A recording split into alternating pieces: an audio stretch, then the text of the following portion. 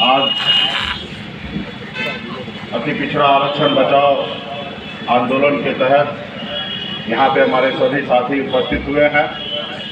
इस सभा में उपस्थित हमारे प्रदेश अध्यक्ष भाई बाल गोविंद बिंद जी उपस्थित हैं।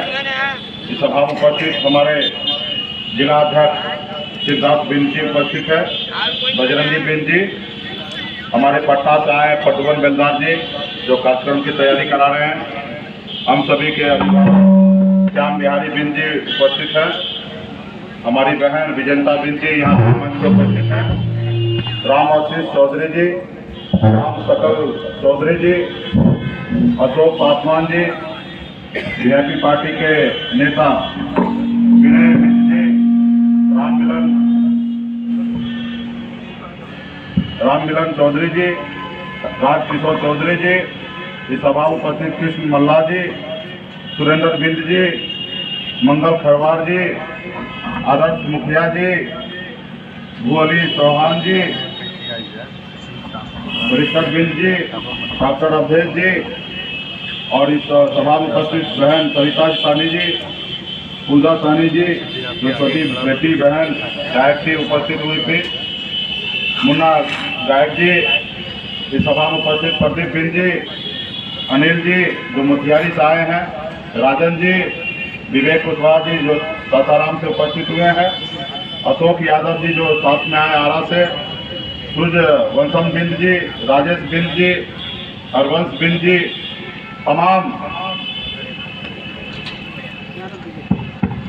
इस मंच पर उपस्थित सभी वीआईपी पार्टी के नेतागण और कैमूर जिला से उपस्थित हमारे जनप्रतिनिधि, खास करके अति पिछड़ा समाज से आए सभी सम्मानित नेतागण, इस सभा में सम्मानित अभिभावक, नौजवान साथी, बड़े संख्या में उपस्थित हमारे माता बहन, सभी को सन्नत मल्ला मुकेश सहनी की ओर से नमस्कार, प्रणाम साथियों। और मैं पहले तो एक बात मैं विशेष कैमूर जिला को मैं कहना चाहूंगा कि आगे से ध्यान रखिए, हम लोगों का मिशन सिर्फ माला पहनना नहीं है। आप स्वागत कर रहे हैं, ये अच्छी बात है, आप अपने नेता को इज्जत करते हैं, लेकिन मिशन क्या है? मिशन लड़ाई लड़ना है, संघर्ष करना है। अभी आपने मंच पे लगाया नारा कि बिहार का मुख्यमंत्री कैसा हो, तो हवा में नहीं होगा। और हमारे पिताजी या दादाजी बिहार के मुख्यमंत्री नहीं थे। हमें संघर्ष करके उस मुकाम को हासिल करना है और इसके लिए जरूरी है गांव-गांव में घूमना और वहां पे जाकर अपने लोगों को समझाना। इसलिए स्वागत करें, लेकिन जो एजेंडा के लिए हम लोग आए हैं उस एजेंडा पे सबसे ज्यादा बात हो। अभी आप लोग आधा घंटा स्वागत किए, आधे घंटे में कुछ सम्मानित नेता को बुला देते तो लोग यहाँ से कुछ सीख के जाते। तो खैर आगे से ध्यान रखिए, क्योंकि हम लोगों का मिशन नहीं है स्वागत कराने का, हवा में राजनीति करने का निर्णय नहीं है, हमें जमीन पे राजनीति करना है। आज देखिए हम लोग कर्पूरी जी के सपने को साकार करने के लिए पूरे बिहार में एक हम लोगों ने कार्यक्रम चलाया कि जितनी हमें संख्या है उतने हमें हिस्सेदारी चाहिए। आज बिहार में अति पिछड़ा तकरीबन 35 से 40% है, लेकिन हमें 18-20% आरक्षण मिल रहा है। हमने कहा कि पहले कर्पूरी जी के समय में 88 जाति को अति पिछड़ा सूची में डाला गया था, उनको आरक्षण हुआ था, लेकिन बाद के सरकारों ने उस सूची को बढ़ाकर 88 से लेकर 130 132 तक पहुंचा दिया। सभी ने जिसने क्या बढ़ाया, क्या सोच के बढ़ाया, मैं उस पर टिप्पणी करने के लिए नहीं जाऊंगा। मेरा लड़ाई था कि जितनी हमारी संख्या है उतने हमें आरक्षण मिलना चाहिए। उस अनुकूल 18% 20% आरक्षण को बढ़ा के 30-25% आरक्षण किया जाए, इसके लिए हम संघर्ष कर रहे थे। लेकिन एक नया आ गया, जो आपको आरक्षण मिल रहा था वो भी समाप्त कर दिया।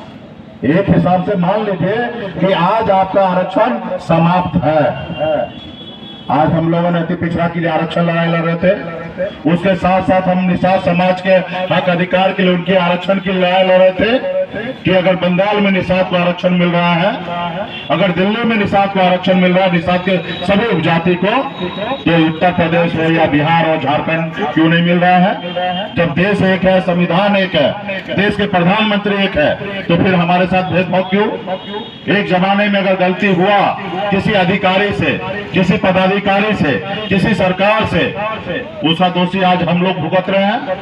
आज बताइए, इस सभा में इतने बड़े संख्या में इतने लोग हैं, एक नाम बताइए कोई कि बिहार प्रदेश में निषाद का बेटा कलेक्टर हुआ होगा? एक नाम बताइए कि पूरे बिहार में 38 जिला है, 38 कलेक्टर है, एक नाम बताइए कि आज कहीं पे कलेक्टर है? नहीं है। अगर मुझे आरक्षण अगर आजादी के समय मिल गया रहता तो निश्चित तौर पे बिहार में अगर 15% निश्चित तौर पे आपके समाज के लोग कलेक्टर होता, लेकिन नहीं है। और हमारे लोगों ने लड़ाई नहीं लड़ा। तो खैर, आज हम लोग लड़ाई लड़ने के लिए आए हैं। उसके बाद आरक्षण अति पिछड़ा का लड़ाई लड़ रहे थे, आज देखिए अति पिछड़ा का आरक्षण खत्म कर दिया। ये बिहार में मुख्यमंत्री नीतीश कुमार जी के आने के बाद 4 बार पंचायत चुनाव हुआ, 3 बार निकाय चुनाव हुआ, और भाजपा साथ में था, और कभी कहीं अरंगा नहीं लगा, आरक्षण मिल रहा था। जैसे भाजपा बाहर हुआ, सत्ता से बाहर हुआ, और एक षड्यंत्र के तहत कोर्ट से स्टे लगा दिया गया, ट्रिपल टेस्ट करने की बात करने लगा, यानी कि बेवजह परेशान करने के लिए लगा, और पूरे बिहार में निकाय चुनाव को रोक दिया गया। और वो किए खुद, लोग कहते ना चोर बोलते हैं जोर से, किए वो खुद भाजपा, और पूरा आरोप सरकार पे डाल दिया। सरकार अपने स्तर से प्रयास कर रहे हैं, सरकार को भी काम करना चाहिए, लेकिन ये इसमें अरंगा डालने का काम, क्योंकि हाई कोर्ट और सुप्रीम कोर्ट मुख्यमंत्री नीतीश कुमार के हिसाब से नहीं चलता है। वो जिनका दिल्ली में सरकार है उनके हिसाब से चलेगा। अगर सुप्रीम कोर्ट में किसी को जज बनना है तो राज्य सरकार का विषय अधिकार नहीं है, वो दिल्ली वाला डिसाइड करना है कि किनको अपने चहेता को बनाना है। तो इसलिए साथियों, वो आपको आरक्षण समाप्त कर देंगे और नीतीश कुमार के ऊपर डाल देंगे, और आपको नीतीश कुमार से दूर कर देंगे, और आपको कहेंगे कि 2025 में हमको सत्ता में लाइए और फिर हम आपको आरक्षण लागू कराएंगे। यानी कि एक हाथ दीजिए और फिर एक हाथ लीजिए। जैसे मोदी जी आए, बोले हर किसी के खाता में 15-15 लाख रुपए देंगे, हर किसी के घर में नौकरी देंगे, हर साल 2 करोड़ युवा को रोजगार देंगे, नौकरी देंगे। आपको हमको लगा कि भाई एक पिछड़ा का बेटा देश का प्रधानमंत्री बनने के लिए जा रहे हैं, ये जो बोल रहे हैं वो सही बोलते होंगे, हमारे अच्छे दिन आएंगे। हम लोगों ने क्या किया? 2014 में कमल खिला दिया, और उसका परिणाम क्या हुआ? देश में सरकार चला रहे हैं, नौकरी 16 करोड़ नौकरी अभी तक मिलना चाहिए, 16 करोड़ में से 16 लाख नौकरी नहीं मिला। अभी पिछले साल उन्होंने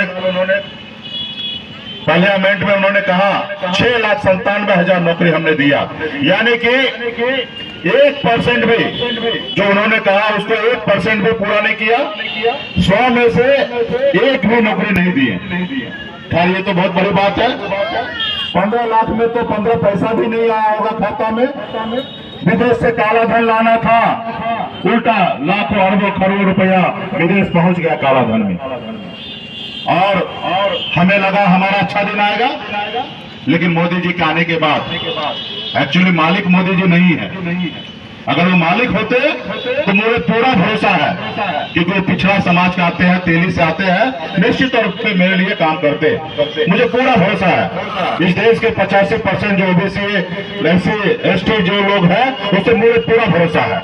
वो चाहते हैं कि समाज आगे बढ़े, लेकिन वो मालिक थोड़े हैं। उनका आका, उनकी बॉस RSS, जो जनसंघ के बाद RSS, और RSS के रूप में आज भारतीय जनता पार्टी। यही अटल जी के समय में जब हमें ओबीसी का आरक्षण मिला था तो सरकार गिरा दिए थे। 27% आरक्षण जब मल्ड कमीशन लागू हुआ था उस समय में उन्होंने सरकार गिराया था। लेकिन आज के समय में बहुत सारे लोगों को नहीं पता होगा, भूल गए होंगे। ये आपका दुश्मन है। इससे पहले हमारे पूर्वज भी जिस तरीके से वो लोग हमारे हाथ से गिलास पानी नहीं पीते थे, हमको अछूत मानते थे, उसी तरीके से 90 से पहले हमारे पूर्वज भारतीय जनता पार्टी और जनसंघ को अछूत मानते थे, उनके साथ नहीं जाते थे। लेकिन आज हम लोग खुशी खुशी उनके पीछे लगे हुए हैं। इसलिए साथियों, हम लोगों को समझना पड़ेगा, लड़ाई लड़ना पड़ेगा। आप लोगों ने कहीं पे भी देखा पूरे बिहार में या देश में कि 10% आरक्षण जो सामान्य वर्ग को हुआ, कहीं पे आंदोलन आपने देखा? कहीं पे धरना प्रदर्शन देखा? कहीं पे लाठी खाते हुए देखा? नहीं देखा। लेकिन एक बार उन्होंने राजस्थान में भाजपा का सरकार बनने से रोक दिया और दूसरे साल में 10% आरक्षण सामान्य वर्ग के लोगों को आरक्षण मिल गया, जिसमें ब्राह्मण, भूमिहार, उच्च जाति के लोगों को आरक्षण मिल गया। मैं इस बात से विरोध नहीं करता हूं कि उच्च जाति को आरक्षण आपने क्यों दिया। मैं भी मानता हूं कि इस देश में जो भी जाति गरीब है, चाहे वो अपर कास्ट हो या दलित हो या पिछड़ा हो, सबको सरकार से सम्मान मिलना चाहिए, उनको अधिकार मिलना चाहिए, उनको भी जीने का अधिकार है, चाहे वो अपर कास्ट क्यों नहीं हो। लेकिन जब आप भेदभाव कीजिएगा तो अंदर दिल में तकलीफ होता है। आप भेदभाव क्या किए? वर्षों से हम लोग लड़ाई लड़ रहे हैं, हमको अपने आर्थिक आधार पर आरक्षण आपने नहीं दिया, लेकिन उनको अपने आर्थिक आधार पर आरक्षण दिया। तो खैर कोई बात नहीं, आपने आर्थिक आधार पर दिया। उसके बाद आपने क्या किया? 8 लाख रुपया कमाने वाले को वो गरीब मानते हैं।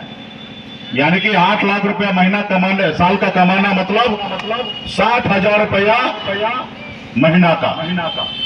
और हमारे समाज के लोग आज उनको 8,000 की नौकरी नहीं मिलता है।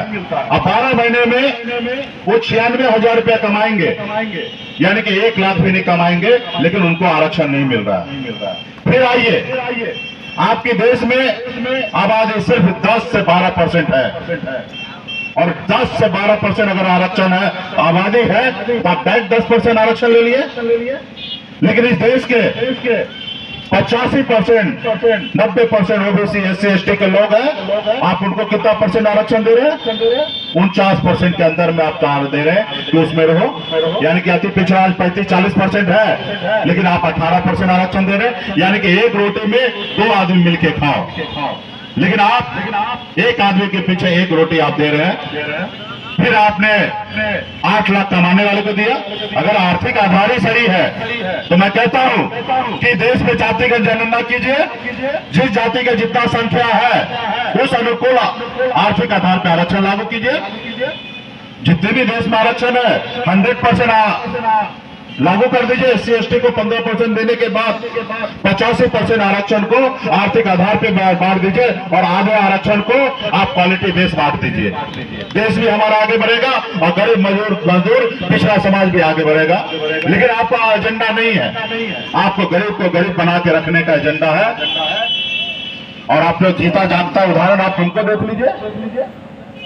वर्षों से हमारे पूर्वज लड़ाई लड़ रहा था, आजादी के बाद 75 साल से लड़ाई लड़ रहा था, संघर्ष कर रहा था, सबके पीछे घूमता था, पूरे पार्टी में काम करा लेते थे, एक टिकट नहीं देता था। लेकिन आप और हम संघर्ष किए, लड़ाई लड़े, 4 साल तक रोड पे घूमते रहे। फिर हमें लगा कि नेता कुछ करने वाले नहीं है। फिर आपने और हमने मिलकर 18 में पार्टी बनाया, 19 में लड़ाई लड़ा, सफलता प्राप्त नहीं हुआ। 20 में लड़ाई लड़ा, हमने सरकार बनाया, 4 विधायक बना, हम अपने दम पर मंत्री बने। हम किसी के मेहरबानी पे नहीं बने, किसी के दया पे नहीं बने, किसी का भीख पात्र नहीं था। आपके संघर्ष के बदौलत हम बिहार में मंत्री बने। और मैं सोचा अपने लोगों के लिए मैं काम करूंगा, और एक से एक योजना काम करने लगा। भाजपा को लगा कि ये जो समाज मछली मारने वाला, इनका दादाजी मछली मारते थे, इनका पिताजी मछली मारते थे, और ये लड़का आज हमारी बराबरी में बैठने लगा। जब एनडीए का बैठक होता था तो सब विधायक, मंत्री, सब नेता नीचे बैठते थे, और जब ऊपर के लाइन में अगर बैठना होता था उसमें 4 लोग बैठते थे। एक मुख्यमंत्री नीतीश कुमार जी बैठते थे, जीतन राम मांझी बैठते थे, एक भाजपा का नेता बैठते थे, और चौथा आपका भाई, आपका बेटा सनत मल्ला बैठता था। उनको हजम नहीं आया। वो देखा कि अति पिछड़ा का मल्ला का बेटा हमारी बराबरी करने लगा है, और बिहार में इनकी संख्या है। अगर इसी तरीके से समाज के लिए अगर काम करने लगे तो ये तो बड़ा हीरो हो जाएगा। कल का हो सकता है ये मुख्यमंत्री बन जाएंगे, क्योंकि एक गलती तो अटल जी किए थे कि नीतीश कुमार जी को साथ लेकर उनको बिहार का मुख्यमंत्री बना दिए, और पिछले 17-18 साल से उनको मुख्यमंत्री बना कर रखे हैं। और भाजपा को बस नहीं चलता, कभी मुख्यमंत्री के आगे जाने का उसका हिम्मत ही नहीं पड़ पाता है। और जब वो जैसे आगे बढ़ने का कोशिश करता है तो मुख्यमंत्री नीतीश कुमार जी उनको समय समय पर उनकी औकात बिहार में दिखा देते हैं, जैसे 2015 में दिखा दिए थे और अभी भी उनको दिखा दिए। तो उन्होंने देखा एक अति पिछड़ा मल्ला का बेटा अगर यूं ही अगर अपने समाज के लिए काम करने लगेंगे तो आने वाले समय में ये हमारे से कंट्रोल होगा नहीं। तो परेशान करने लगा, कहने लगा कि पार्टी विलय कीजिए, आप आने वाले समय मुख्यमंत्री बनाएंगे, आप हमारा गुलाम बन जाइए। हमने कहा भाई ये पार्टी मेरा नहीं है, ये पूरे बिहार के निषाद समाज 14% हर गांव घर से खून पसीना बहाकर ये पार्टी बनाए हैं, और इस पार्टी का उद्देश्य है निषाद समाज को आरक्षण दिलाना। और आपने 4 बार हमसे वादा किया है कि हम आरक्षण करेंगे, लेकिन समय आने पे आप भूल जाते हैं। ठीक है, आप आरक्षण लागू कर दीजिए और हम पार्टी विलय भी कर देते हैं, और आप कहिए तो हम बिहार से निकल के फिर मुंबई चले जाते हैं, हम राजनीति से संन्यास ले लेते हैं और आरक्षण लागू नहीं करते हैं। यह असंभव है कि हम आपके सामने में अपनी पार्टी विलय करेंगे। हमने नहीं माना। फिर उन्होंने क्या किया, आपके विधायक को तोड़ लिया, आपको सरकार से बाहर कर दिया, उस सरकार से जो सरकार आपने बनाया था। 2020 में बिहार में हम लोगों ने इतिहास रचने का काम किया। पहली बार एक मछली मारने वाले का बेटा निषाद समाज के सहयोग से बिहार में मुख्यमंत्री नीतीश कुमार जी बने थे। उस समय में भाजपा के पास 74 विधायक था, हमारे पास 4 ही था, लेकिन वो 74 से कम नहीं था। अगर 74 वाला अगर समर्थन नहीं देते तो बिहार के मुख्यमंत्री नीतीश कुमार जी मुख्यमंत्री नहीं बनते। उसी तरीके से हम भी अगर समर्थन नहीं देते तो बिहार में मुख्यमंत्री नीतीश कुमार जी शपथ नहीं ले पाते। लेकिन हम लोग निषाद राज के वंशज हैं, एक लब के वंशज हैं, अमर शाही जुब्बा सानी के वंशज हैं। हम लोग कभी किसी से गलत नहीं करते हैं, सही रास्ते चलते, चाहे वो आप आओ पीठ में खंजर भोंको या सीने पे खंजर भोंको, हम तो अपने हक अधिकार के लिए संघर्ष करने वाले लोग हैं। हम किसी के साथ गद्दारी नहीं करते हैं। हमारे पास भी मौका मिला था, आदरणीय श्री लालू प्रसाद यादव जी ने कहा कि सहनी जी आ जाइए, डिप्टी सीएम बन जाइए, 4 विधायक को मंत्री बना लीजिए, और एमएलसी कोटा से 12 सीट होगा, उसमें 6 आप ले लीजिए और 6 मांझी जी को दे दीजिए, सरकार आप हमारे साथ बना लीजिए। हमने कहा नहीं, हम आपको इज्जत तो जरूर करते हैं, आपको दिल में जरूर रखते हैं, लेकिन हम दूसरे के साथ गद्दारी नहीं कर सकते हैं। और हमने बात को ठुकरा दिया। आज मेरे मन में भी बेईमानी आ जाता और ऐसे लोगों के बीच में आना चाहिए था, लेकिन हम लोग राजा हरिश्चंद्र हैं, हम किसी के साथ गलत करना नहीं चाहते हैं। आखिर हमारा सौभाग्य नहीं है कभी किसी से गलत करने का। और मैं आप लोग से भी आग्रह करूंगा, जिंदगी में तकलीफ होगा, परेशानी होगा, लेकिन हमें कभी किसी के साथ गद्दारी नहीं करना है और सीधे रास्ते पे चलना है। जीता जागता उदाहरण देखिए ना, 18 साल की उम्र में मुंबई जैसे शहर गया, मेहनत किया, मजदूरी किया, 30 रुपए रोज पे मैं मजदूरी करता था, लेकिन आपके आशीर्वाद से, मेहनत और ईमानदारी के दम पर मुंबई जैसे शहर में भी ये जैसे वीआईपी पार्टी का झंडा आज पूरे बिहार में लहर रहा है, उसी तरीके से महाराष्ट्र में हमने अपने झंडा को बुलंद कर दिया। और वहां से आकर आप लोगों के बीच में आज लड़ाई लड़ते लड़ते आज देखिए हम कहां पहुंचे। तो मुझे गलत करने की क्या आवश्यकता है, लेकिन हमने उनके साथ गलत नहीं किया, लेकिन उन्होंने हमारे साथ गलत किया। लेकिन ऊपर वाले को आप लोग मानते हैं, भगवान को मानते हैं, आप भी, हम भी मानते हैं, लेकिन ऊपर वाले ने बहुत जल्दी बिहार में निर्णय सुना दिया। उन्होंने हमें अकेले मंत्री से बाहर किए, लेकिन ऊपर वाले ने उनके पूरा का पूरा भाजपा को सरकार से बाहर कर दिया। आज उनके जितने भी मंत्री हैं वो अग्निवीर के तहत समय से पहले रिटायरमेंट हो गया। तो इसलिए साथियों हम लोग आज संघर्ष करना है। आज बड़े संख्या में आज आप लोग कैमूर जिला मुख्यालय में पहुंचे हैं। यहाँ पे जो लोग भी आए अपने पैर से चलकर, जाहिर सी बात अपने अपने लोग गांव में आपका एक अपना पहचान होगा, आप अपने लोगों को लीड कर सकते हैं। आज जरूरी है कि विशाल समाज को जिस तरीके से आप लोगों ने जागरूक किया, गांव-गांव में वीआईपी पार्टी के झंडा को लहराया, गांव-गांव में अपने लोगों को समझाया और अपने हक अधिकार के लिए प्रबंध किया, उसी तरीके से आज जरूरी है कि आप लोग पूरे बिहार में 128 जाति है अति पिछड़ा में, हर अति पिछड़ा के साथ मिलिए और बैठिए, उनको समझाइए तो अगर इस समय अगर आप चुप गए तो आने वाले समय में आपका पीढ़ी आपको भी याद नहीं करेगा, आपको माफ नहीं करेगा। साथियों आप संघर्ष करने के लिए आइए, मैदान में आइए, आप भाजपा को बताइए कि 2024 से पहले पुनः आरक्षण लागू नहीं हुआ तो 2024 में आपको एक भी बिहार में पिछड़ा समाज के लोग आपको वोट नहीं देगा। जब ये रिपोर्ट दिल्ली पहुंचेगा, ये डरेंगे कि लोगों हमसे नाराज हो गया, लोग ये हमारे ऊपर डाल दिया है, तो ये आरक्षण से हाथ खींच लेंगे और जब हाथ खींच लेंगे तो ये कोर्ट फिर हमें हमारा आरक्षण वापस कर देगा।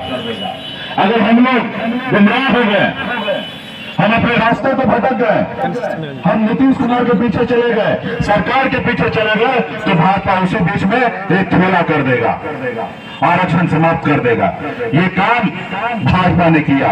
अगर आप हमें अपना नेता मानते, लीडर मानते हैं तो आप समझिए ये काम भाजपा का है, नहीं का नीतीश कुमार जी का। एक जो पिछड़ा का बेटा है वो आपके साथ कभी गद्दारी नहीं करेगा, जब तक रहेगा वो आपके लिए हक अधिकार के लिए लड़ाई लड़ेगा, भले हमारी राजनीति उससे है या नहीं है। हो सकता है भविष्य में हम उनके साथ राजनीति नहीं करेंगे, हो सकता है कल हम भाजपा के साथ फिर से राजनीति करेंगे, लेकिन भाजपा से हम सिर्फ पॉलिटिकल समझौता करेंगे।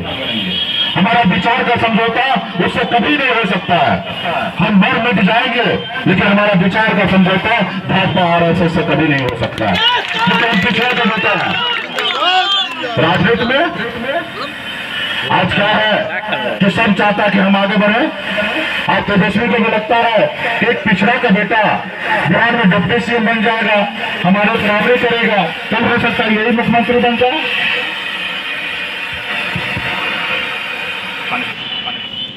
उनको लगता है एक पिछड़ा का बेटा, अति पिछड़ा का बड़ा संख्या है। अगर आज इनको हम लिफ्ट देंगे, साथ लेके चलेंगे, तो ये 20, 25, 50 सीट जीत के आएंगे। डिप्टी सीएम बनाना पड़ेगा, 5 साल तो डिप्टी सीएम बन के रहेंगे, बाद में ये सीएम के लिए चढ़ाई कर देगा। ये बात तो सही है कि भाई हमको तो सोना का चम्मच लेके तो जन्म लिए नहीं है, पिताजी का विरासत लेके तो आए नहीं है। हम संघर्ष करने वाले लोग हैं और संघर्ष करके यहाँ आए हैं, और जाहिर सी बात अब मंत्री बने हैं तो डिप्टी सीएम भी बनेंगे, और सपना तो ये भी देखते हैं कि नीतीश का बेटा मुख्यमंत्री बने, चाहे हम बने या हमारे आने वाला पीढ़ी बने, लेकिन हम जरूर बनाएंगे और आप सबका सहयोग रहेगा। तो वो चाहते हैं कि इनको लिफ्ट ना दें, जब वो बहुत मजबूर होंगे तब आपको लिफ्ट देंगे। तो भाई राजनीति हमें करना है, क्योंकि हमारा विचारधारा जो है वो कब पूरा होगा, जब हम पावर में आएंगे। और जब पावर में आप नहीं रहेंगे ना, देखो हवलदार आपका नहीं सुनेगा, और जब वही पावर में आ जाएंगे, पंचायत का मुखिया बन जाइए या विधायक बन जाइए, सांसद बन जाइए या मंत्री बन जाइए, सब आपका सुनेगा। ये सुनेगा तो फिर काम होगा। इस संसार में 2 तरह से आप काम कर सकते हैं, एक तो पैसा देकर, और वो पैसा आपके पास है नहीं। कोई भी काम निकालना है तो पैसा दीजिए, अपना काम करा लीजिए। जो बड़े बड़े मुकेश अंबानी, रतन टाटा, बड़े बड़े उद्योगपति करा लेते हैं, वो पैसा आपके पास नहीं है। रहा पावर, तो पावर आपको मिल सकता है। पावर बाबा साहब अम्बेडकर ने पावर हमारे हाथ में दिया, और आज ईवीएम मशीन है। पहले तो मोहर में दिया था कि मोहर मारिए, लेकिन मोहर का समय चला गया, अभी ईवीएम मशीन में आपका पावर दिया, आपके उंगली में पावर दिया। आप लोग मानते हैं, सुनते होंगे, जिसके पास दल होता है उसके पास बल होता है, और जिसके पास बल होता है उनके हर समस्या का हल होता है। आज लालू प्रसाद यादव जी, मुलायम सिंह यादव जी, या बहन मायावती, या नीतीश कुमार जी, इन लोगों के पास पैसा नहीं था, इनके पास पावर आया, और जब पावर आया तो ये अपने लोगों को आगे बढ़ाया। तो आज आपके पास पावर लाना है, अब पावर आ जाएगा, क्योंकि बाबा साहब ने हमें वो पावर दिया है कि जो पावर हमारे पास है, एक वोट का अधिकार, वही देश का सबसे अमीर व्यक्ति, चाहे मुकेश अंबानी हो या अडानी हो, उनके पास भी उतना ही पावर है। हमारे वोट का अगर एक गिनती होगा तो अडानी का भी वोट का गिनती एक ही होगा, और 85% वोट हमारे पास है। तो हम अगर समझदार हो जाएंगे तो ये वोट से आप जैसे लालू जी को, नीतीश जी को, मुलायम सिंह जी को, बहन मायावती को आप लोगों ने मुख्यमंत्री बनाया, वैसे आप भी अपने बेटा को मुख्यमंत्री बना सकते हैं, अपने लोगों को बना लेंगे।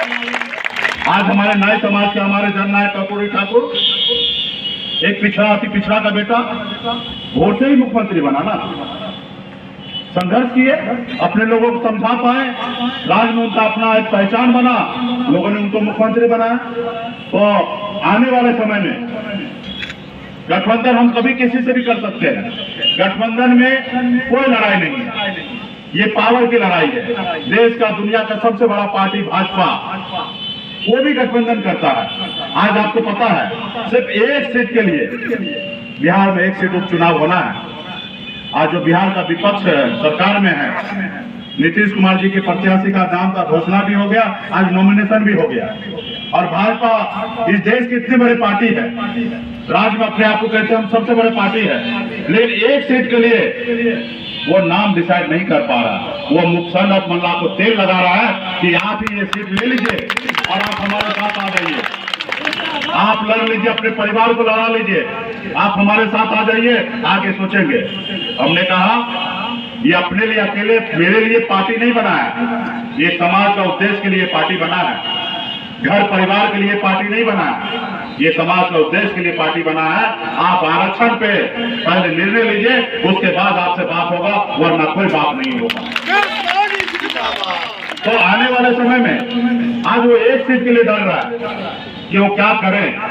आप लोगों ने हाल फिलहाल में देखा, हमने पूछा, हम उसको धूल चटा दिया, 30,000 वोट 18% अकेले अपने दम पर हमने ला के दिखा दिया, 30,000 वोट। अब भाजपा में 37,000 वोट से हारा। जो सीट हम 2020 में 12,000 वोट से जीते थे, वो सीट वो इस बार 37,000 से हारा। ये ताकत हमारी है। आज अभी भी उनके प्रत्याशी का नाम का हम भी इंतजार कर रहे हैं कि पहले तुम किसको उतार रहे हो, क्योंकि हमने घोषणा कर दिया था कि महागठबंधन हो या एनडीए, अगर निषाद समाज को अगर प्रत्याशी बनाएंगे तो हम उस जगह प्रत्याशी नहीं उतारेंगे। आज मैं उनका इंतजार कर रहा हूँ कि वो प्रत्याशी बनाए। निषाद को बनाएंगे तो बाबू आप, तुम्हारा खैर है, अगर निषाद को नहीं उतारोगे तो तुम्हारा खैर नहीं, तुम्हें कटाएंगे ही। तो उनका इंतजार कर रहे हैं। अभी 3:30 सवा 3 बज गया, अभी तक नाम का पता नहीं है, और परसों लास्ट डेट है, और 17 तारीख को लास्ट डेट है। हम लोगों ने भी 16 तारीख का डेट रख दिया। तो साथियों, हमें मजबूती से संगठन बनाइए, संगठन पे काम कीजिए। निषाद समाज तो आपके साथ है ही, अब हमें जरूरी है कि ऐसे पिछड़ा को जोड़िए, और इस पार्टी में तो हर जाति धर्म को जोड़िए, क्योंकि पार्टी कभी किसी एक जाति का नहीं होता, वो हर किसी के लिए होता है। हाँ, निश्चित तौर पे आपका एजेंडा या आपका कह सकते हैं कि हमारा विचार वो गरीब पिछड़ा का कल्याण करने का है, तो उसके लिए हम लोग हमेशा संघर्ष करेंगे। आज हम लोग किस हालत में जिंदगी जी रहे हैं, आप लोग से बेहतर कोई नहीं जानता होगा। आज भी इस आजाद भारत में हम आदि मानव की जैसे जिंदगी जी रहे हैं। एक बड़े पत्रकार ने हमारे दलित भाई से कहा कि ये बताइए, ये आजाद भारत आपके लिए अच्छा है कि अंग्रेज का समय अच्छा था? उन्होंने कहा कि सही मायने में देखा जाए तो अंग्रेज का समय ही हमारे लिए ज्यादा अच्छा था। वो समय ऐसा था कि हमें बराबरी में बैठने का अधिकार मिला था, हमारे हाथ से लोग पानी पीते थे, लेकिन आज हमारे हाथ से पानी नहीं पीते हैं। आज हमें बराबरी में बैठने के लिए नहीं देते हैं। आज भी हमारा समाज आदि मानव के जैसे जिंदगी जी रहा है, आज भी आदि मानव के जैसे जिंदगी जी रहा है। मानव तो वो है, अगर मुंबई जाना है तो 2 घंटा में मुंबई पहुंच जाइए प्लेन से, और ट्रेन का धक्का खा के जाइए, 5,000 रुपया 10,000 रुपया मजदूरी पे आप काम कीजिए, तो ये आदि मानव के जैसे जिंदगी जी रहे हैं। आज मुंबई जैसे शहर में या दिल्ली में या बड़े बड़े शहर में खाना पीना, खाने में 20-25 हजार रुपया खर्चा होता है एक टाइम का खाने में। तो जिंदगी तो वो जी रहे हैं, हमें तो 8,000 रुपया में एक महीना निकालना होता है। आज जनवरी और दिसंबर का समय आने वाला है, ऐसे समय आने वाला ठंडी का समय, जिस समय में लोग रजाई से पैर को बाहर नहीं निकालेंगे। उन पैर निकलेगा तो उसको पैर में ठंड मार देगा। और ऐसे समय में हमारा समाज का, हमारे परिवार के लोग सुबह सुबह उठेंगे, झील में जाएंगे, तालाब में जाएंगे, मछली मारेंगे और फिर बाजार में लाकर बेचेंगे, तब उनका घर परिवार चलेगा। आप बताइए, इतने ठंडी में भी हमारे लोगों को वहां पे मछली मारने के लिए मजबूर होना पड़ता है, क्योंकि आज हम लोग आगे नहीं बढ़े। इसलिए साथियों, आप सभी मिलकर हम लोग संघर्ष कीजिए। आज मेरे लिए नहीं लड़ाई लड़ रहा हूं, हम आने वाला पीढ़ी के लिए लड़ाई लड़ रहे हैं। आज मैं भाजपा का बात मान लेता, उनके गोद में बैठ जाता, मंत्री भी रहता, दिल्ली भी बुला रहे, दिल्ली चले जाता, हर तरह का सुख सुविधा मिलता। लेकिन आज हम लड़ाई लड़ रहे हैं क्योंकि हमने गरीबी नजदीक से हमने देखा है कि गरीबी क्या चीज होता है। अपने घर परिवार से दूर रहने का तकलीफ हमने खुद झेला है। 18 साल की उम्र में, जिस उम्र में बच्चे को खेलना कूदना होता है, उस उम्र में अपने घर परिवार को छोड़कर मुंबई जैसे शहर में जाके मजदूरी करने लगा। आज भी हमारा समाज दूसरे शहर में जाके अपने घर परिवार, अपने बूढ़े माँ बाप को छोड़कर दूसरे प्रदेश में जाके काम करते, मात्र 10,000 15,000 रुपये महीना, 8,000 रुपये महीने के कमाने के लिए। आज हमें संघर्ष करके, लड़ाई लड़कर हमें बिहार को आगे बढ़ाना है। आज बिहार में अमीर पे अमीर, अमीर पे अमीर होते जा रहा है, अब गरीब आदमी गरीब पे गरीब होते जा रहा है। आज हमारे पुरानी जो कारोबार था, मछली मारना, नदी तालाब सब टूटते जा रहे हैं, वहां पे लोग खेती करने लगे हैं। हम लोग जाएंगे तो जाएंगे कहाँ? तो आज इसलिए साथियों, संघर्ष करने का समय है और आपके संघर्ष से हम लोगों ने बहुत कुछ पाया, बहुत कुछ बदलाव किया। और इतने कम समय में, जितने कम समय में हमने कर दिखाया, उतने कम समय में बिहार में एक से एक बड़े महान नेता हुए होंगे, लेकिन वो नहीं कर पाए जो काम हमने कर दिया है। हमने 18 में पार्टी बनाया, 20 में पावर में आ गए। आज हम काम कर रहे थे, आपके कैमूर से लेकर और भागलपुर तक जितने भी डैम था, वो सब डैम को हमने विभाग में ट्रांसफर करा दिया और उसमें सभी में मछली पालन का हमने व्यवस्था करा दिया। ये हमने काम कराया और उनको ये चीज को तकलीफ हो रहा था।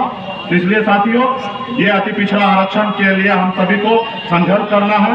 पूरे बिहार में हर प्रखंड लेवल पर हमें ये कार्यक्रम करना है, अपने लोगों को समझाना है, संगठन खड़ा कीजिए और तमाम बिहार के अति पिछड़ा भाई को साथ जोड़िए और आने वाले समय में एक बड़ा आंदोलन हम लोग करेंगे और दिल्ली के सरकार को मजबूर करेंगे निषाद आरक्षण और अति पिछड़ा आरक्षण को बचाने के लिए।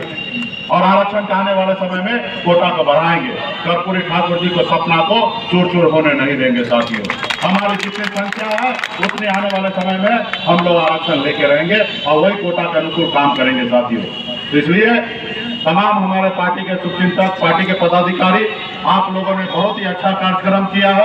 आप सभी को धन्यवाद देता हूं कि आप लोगों ने अपने तरीके से अपने तैयारी किया है। जरूरी है कि सानी जी चले गांव की ओर, उसी तरफ से आप लोग गांव में जाइए, संगठन खड़ा कीजिए, अपने लोगों को बताइए और संघर्ष कीजिए। क्योंकि मैं सर पे कफन बांधकर आपके बीच में आ चुका हूं और हमें पता है संघर्ष करेंगे तो दिन दूर नहीं है कि पटना के 1 नंबर कुर्सी एक अति पिछड़ा निषाद का बेटा का होगा और फिर आने वाले समय में काम करेंगे। आप कल्पना कीजिए, अगर कर्पूरी ठाकुर जी को मौका नहीं मिलता तो क्या आप अति पिछड़ा को आरक्षण मिल गया रहता, या आपको इतने बड़े संख्या में बिहार में आप मुखिया होते, जनप्रतिनिधि होते? नहीं होते। तो इसलिए संघर्ष करना पड़ेगा। आज संघर्ष हमारे अंबेडकर जी ने किए, आज 15% आरक्षण हमारे SC ST को दिए। आज उससे देखिए वो समाज कितना आगे बढ़ा है। आज उनके संविधान में एक्ट दिया गया है। तो इसलिए आप सभी को, हम सभी को संघर्ष करना है और मजबूती से संघर्ष करके हम लोग आगे बढ़ेंगे। इसलिए बहुत बहुत धन्यवाद आप सभी को। ठंड का समय है, आगे भी जाना है और रात्रि विश्राम मेरा आज कैमूर में ही है। जिस साथी को मिलना है, हम सर्किट हाउस में है, आप लोगों से भेंट मुलाकात होगा और संघर्ष करेंगे। और अभी हम लोग पुरानी विधान